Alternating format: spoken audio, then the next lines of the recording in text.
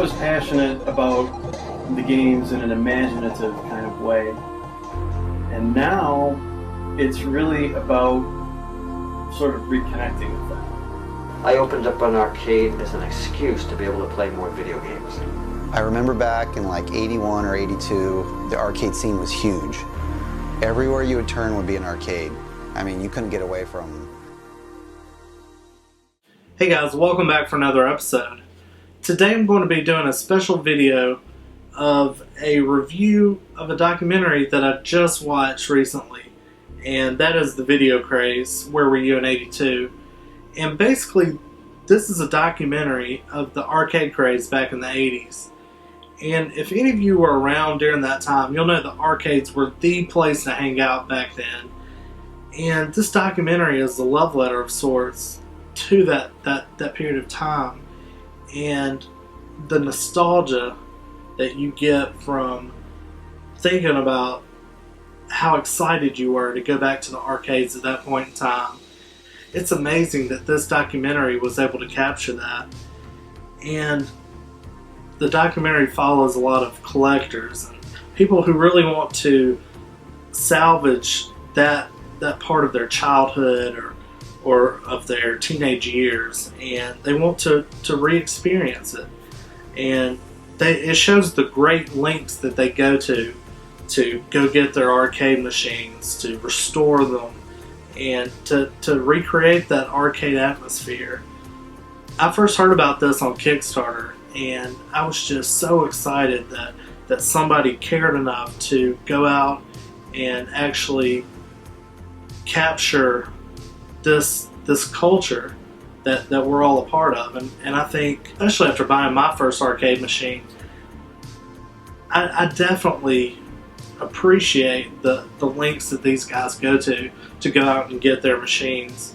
And even those of us who maybe don't go out and buy the arcade machines, but we go out and collect video games, this is just another aspect of the collecting that we do, and the preservation of our childhood and our teenage years and our memories. And it's one thing that I think is so well captured in this. And it has a lot of the same people that you see from King of Kong. So if you're a big fan of that, it has Walter Day, Billy Mitchell. You see some clips of Steve Wiebe.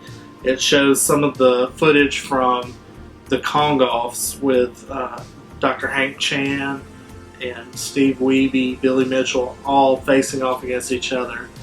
And just the collecting, the barcades, you know, anything that you can think of with the arcade culture, I think is very well represented in this documentary. So I really can't recommend it enough.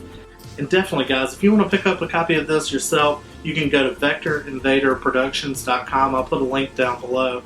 And definitely go get your copy. I think you can get it for like $25. And it's really a great love letter to that period of time.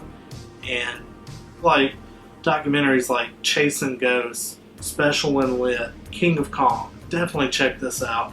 It's special in its own right, especially for the people who really remember that time back in the 80s when the arcades were the place to be, the place to hang out at.